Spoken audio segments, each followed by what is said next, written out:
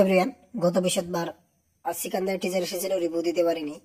যাই হোক, কোনো রকম বরবাদের টিজারের রিভিউ দিয়ে ফেলেছিলাম। তো সিকান্দারের মানে আমি ভাবছিলাম ধাঁচও একটা কামব্যাক করবে, মাস অবতার রয়েছে, কিন্তু এখানে নতুনত্ব কিছু দেখছি না। বিগ বসের লোক অথবা আমার কাছে তেমন আশা হতো হয়নি, ভালো হয়নি, এখনো ট্রেলার বাকি আছে। তো যাই হোক, আমার কাছে কি এক খায় লাগতেছে না।